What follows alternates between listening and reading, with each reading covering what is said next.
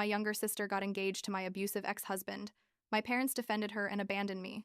But when he cheated on her 3 months before the wedding and they came begging for $10K, my response broke them.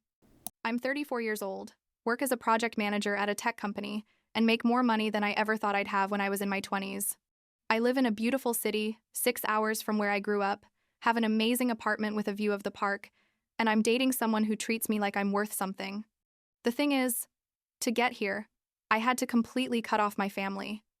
And when I say completely, I mean I haven't spoken to them in almost 3 years. People always tell me that family is the most important thing, that you should forgive, that blood is thicker than water, and all that shit, but those people don't know my story. They don't know what I had to endure, and they definitely don't know that my younger sister ended up getting engaged to my abusive ex-husband while my parents applauded happily. Yeah, you read that right. My family decided that the man who almost killed me was a better option than me. I need to tell this because last week I received another email from my parents, the third one in 6 months.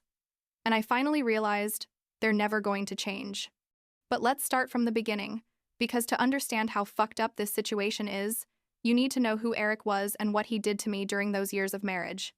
I met Eric when I was 25, working in customer service at an insurance company, and honestly, I wasn't in the best place in my life. He was 28, worked in construction or something like that, and seemed charming at first. You know, one of those guys who knows exactly what to say. We dated for like 6 months and everything seemed normal until I got pregnant. It wasn't planned. Obviously, I was on birth control, but I guess it failed, or I don't know what happened. When I told him, Eric immediately started saying we had to get married, that it was the right thing to do, that his family was very religious and he couldn't have a child out of wedlock. I wasn't sure, we'd only been together for half a year, but he insisted, so much, and my family also started pressuring me, especially my mother, who said things like I needed to give the baby stability and that Eric seemed like a good man. My sister Tiffany was like 21 at the time, living with my parents after dropping out of high school, and I remember she was the only one who told me not to do it, that Eric gave her a bad vibe. I should have listened to her. Seriously. But I was scared and confused and ended up accepting.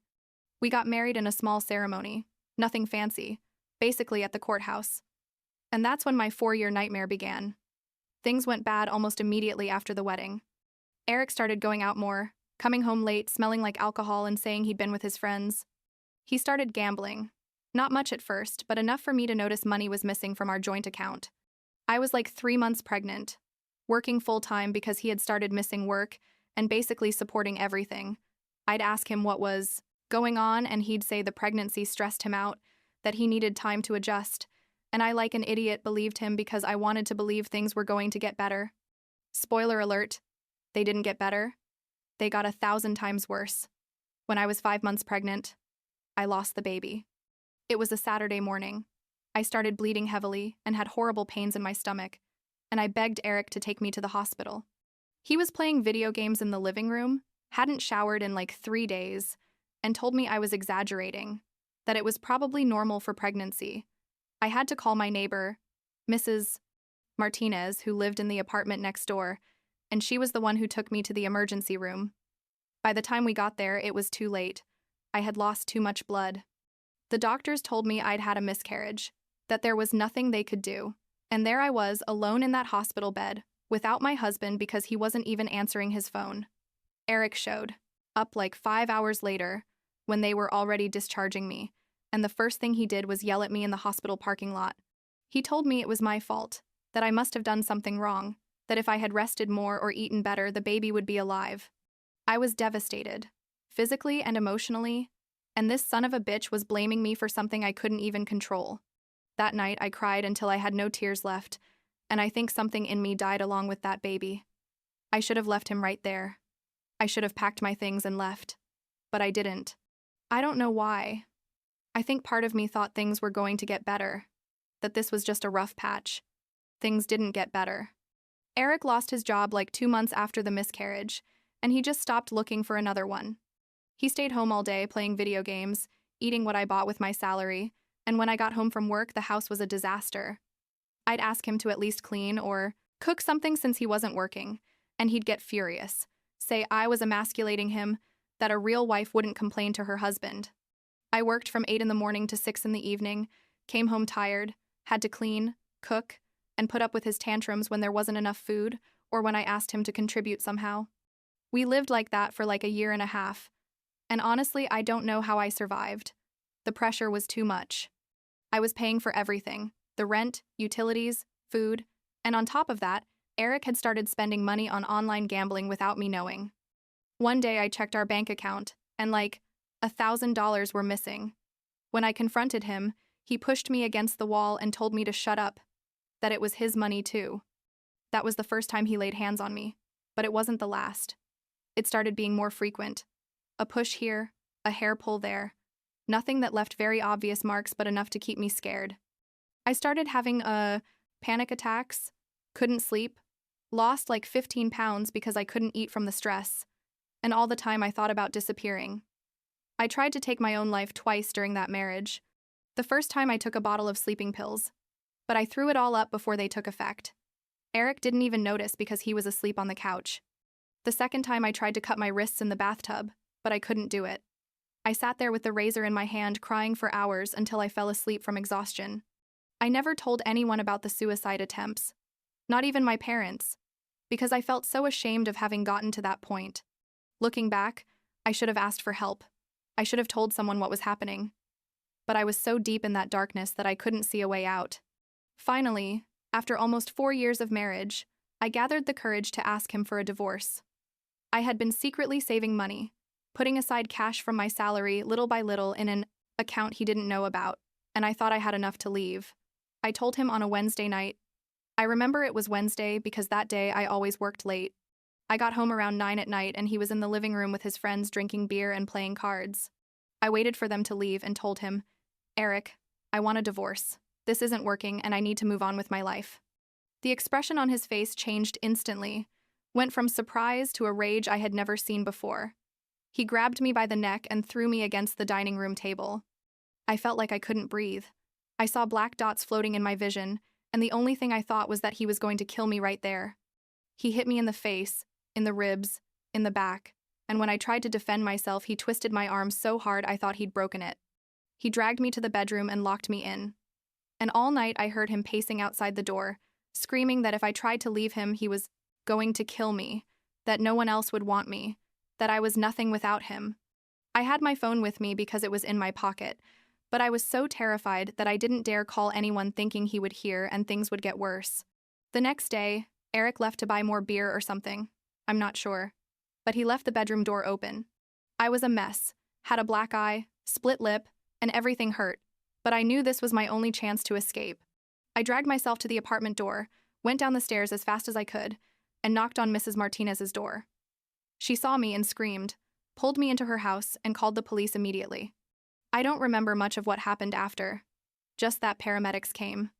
They took pictures of my injuries, and the police went looking for Eric. They found him at a bar 2 blocks away and arrested him right there.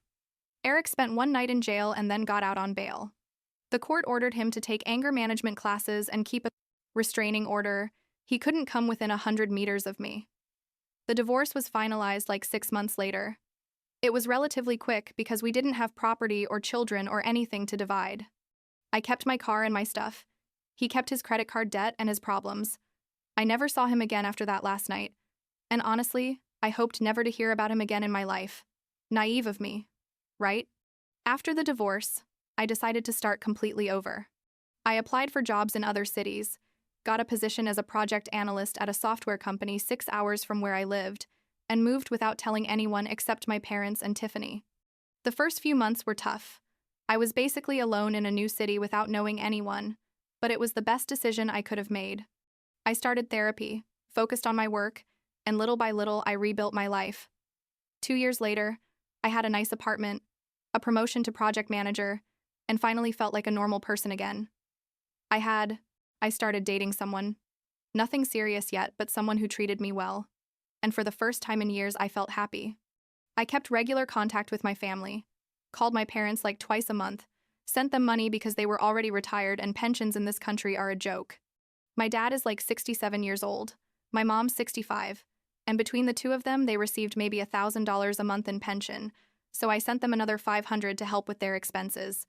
Tiffany was still living with them, worked as a server at a local diner, and, according to what my mom told me, still had problems with drugs from time to time.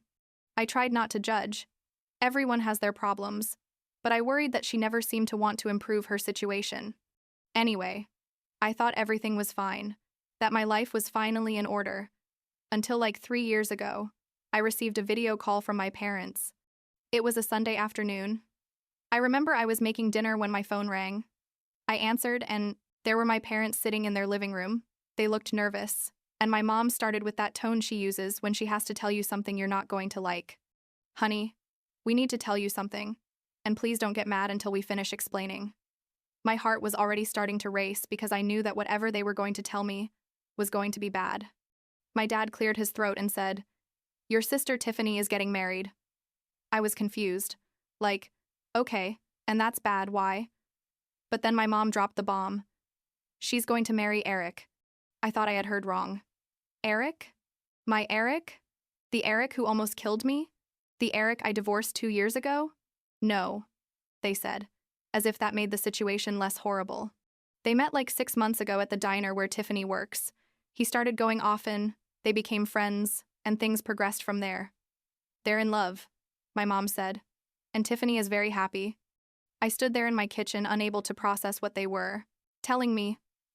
My sister, my younger sister, was dating my abusive ex-husband, and my parents seemed to be okay with that. I asked them if they were serious, if they were really supporting this relationship after what Eric had done to me. My father said something I'll never forget. He said, "Well, honey, we've been talking to Eric and he's told us his side of things, and not everything is black and white like you paint it." I felt like I'd been thrown ice water. His side? What fucking side can someone who beats you unconscious have? But it turns out Eric had told them I was the problematic one, that I provoked him, that I was the one who started the fights, and apparently my parents had believed him. Or at least, it was convenient for them to believe him because Tiffany was happy and they didn't want to cause problems. I told them I was going to make another video call, that I needed to show them something. I hung up, went to my room where I have all my medical documents from the divorce, archived, and called them back. When they answered, Tiffany was also there. She had joined the call. "Perfect," I said, "because you need to see this too." I showed them the photos the paramedics had taken that night. Photos of my swollen face, my black eye, my bruised ribs, my twisted arm. I showed them the police report detailing everything Eric had done to me, the medical reports from the times I went to the ER, everything. I told them, "This is what he did to me. This is what I'm talking about. And you're telling me you believe his version instead of mine?" My mom started crying. My dad looked uncomfortable. But Tiffany, my sister Tiffany, looked at me with such disdain and said something that completely broke me. She said, "Maybe if you hadn't provoked him so much, he wouldn't have had to get like that." She said Eric had told her I had gotten pregnant on purpose to trap him, that the miscarriage was probably my fault for not taking care of myself, that I was dramatic and exaggerated. Everything. She said Eric had changed. That with her, he was sweet and attentive, and that, if I had been a better wife, maybe he wouldn't have had to behave like that. She was blaming me for my own abuse, and my parents weren't doing anything to stop her. I told them that if they went ahead with this, if Tiffany married Eric, I wasn't going to have anything to do with any of them. My mom started begging, saying I was being dramatic, that family is forever, that I had to support my sister's happiness. My dad said I was being selfish, that just because my marriage didn't work out, didn't mean Tiffany's wouldn't work out either. Tiffany laughed and said something like, "At least I know how to keep a man happy." I hung up the call and stayed there, shaking with rage and pain for I don't know how long. I couldn't believe my own family was choosing my abuser over me. The following weeks were horrible. My parents called me constantly, trying to convince me to be reasonable, to support the relationship. They sent me messages saying Eric was going to move in with them after the wedding, because Tiffany and he couldn't afford their own place, and they expected me to keep sending money to help with expenses. Can you believe it? They wanted me to pay to support my abusive ex-husband living in my parents' house. I told them that was never going to happen, that from that moment on I wasn't going to send a single cent more, and that I didn't want to know anything about any of them until they ended that ridiculous relationship. My mom told me I was being cruel, that they depended on that money for their medicines and expenses. And I told her they should have thought about that before deciding to support the man who almost killed me. I blocked their numbers, blocked Tiffany's number, blocked all the relatives who tried to contact me to tell me I was exaggerating. I refused to go to the wedding, obviously, and when they kept insisting, I sent them one last message saying that if Eric set foot at that wedding, I would call the police because technically I still had an active restraining order against him. I don't know if it was true. It had probably already expired, but it worked to get them to leave me alone for a while. The wedding was planned for 2 months later, and I honestly tried to forget about the whole thing. I focused on my work, on my new relationship, on building a life that didn't include toxic people even if they were my family. But then, like a week before the wedding, I received a call from an unknown number. Normally, I don't answer numbers I don't know, but something made me answer. It was Tiffany, crying hysterically. At first, I didn't understand what she was saying. I only heard sobs and broken words, until I could finally understand. Eric had cheated on her. She had found him in bed with another woman, a waitress from the same diner where Tiffany worked 1 week before the wedding. Part of me wanted to laugh because, really? That's what it took for her to realize the type of person Eric was? But I didn't say anything, just listened while she told me through tears that she had been so stupid that she couldn't believe he had done that to her, that all the wedding plans were canceled. I asked her if my parents knew, and she said yes, that they were devastated, especially because now Eric wasn't going to move in with them and they really needed the extra money I sent. There it is, right? They weren't worried that Tiffany had been cheated on. They were worried about their financial situation. Tiffany asked me to talk to them again, to forgive and keep sending money because they weren't to blame for what Eric had done. I told her no, that they were to blame because they decided to believe him instead of me, because they defended my abuser, because they allowed her to say those horrible things to me about my miscarriage. I told her I was sorry for her, that I really hoped she had learned something from this experience, but that I wasn't going to have contact with any of them again. I hung up, and that was the last time I spoke directly to Tiffany. The following months were constant bombardments from relatives trying to convince me to talk to my parents, aunts, uncles, cousins, all telling me I was being too harsh, that they had made a mistake but they were still my family. No one seemed to understand that it wasn't just a mistake, it was a fundamental betrayal. They chose the man who had destroyed me over me, their own daughter. How was I supposed to forgive that? I blocked everyone who tried to intercede, changed my phone number, and made sure there was no way they could contact me except by email, and I only checked that email like once a month. 6 months after all the drama of the canceled wedding, I received an email from my mom. The subject said, "Please read this, it's important," and against my better judgment, I opened it. The email was long, like 3 pages, explaining that my dad had had an accident at home. He had fallen off a ladder and broken his hip. He needed surgery and insurance only covered part of the costs. They needed like $10,000 additional to cover everything. The email ended with an apology, saying they regretted what had happened with Eric and Tiffany, that they had been wrong to support that relationship, and please forgive them and help them in this difficult time. I read that email like 5 times, and each time I got angrier. They weren't asking for forgiveness because they genuinely regretted what they did. They were asking for forgiveness because they needed money. If my dad hadn't had that accident, I probably would never have received any apology. These were the emptiest and most manipulative apologies I had received in my life, and they expected me to pull out $10,000 like it was nothing after everything they had done to me. I showed the email to my therapist at our session that week, and she told me something that stuck. With me, she said, forgiveness doesn't mean allowing people to hurt you again. It means freeing yourself from the weight of their toxicity. I didn't respond to that email. I didn't respond to the next 3 emails they sent me, each one more desperate than the last. I heard from other relatives that my dad finally got the surgery through some hospital assistance program, and that he was recovering well. I was happy for him, really, because I'm not a monster and I don't want my father to suffer. But that didn't change the fact that I wasn't going to rescue them financially after what they did to me. I didn't owe them anything, especially not after they basically spit in my face when I needed their support the most. Now, 3 years later, I'm in a completely different place. I'm 34, live alone, and love my independence. The relationship I had when all this drama started didn't work out. We broke up after like a year. But now I'm dating someone new who treats me incredibly, and who knows my whole story. My work is going excellent.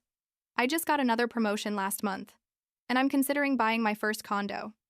I've been in therapy consistently for these 3 years, and I finally feel like I've processed all the trauma from the marriage, with Eric and my family's betrayal. Do I miss my parents sometimes? Yes. I'm not going to lie. There are moments when I see happy families, and it hurts not to have that.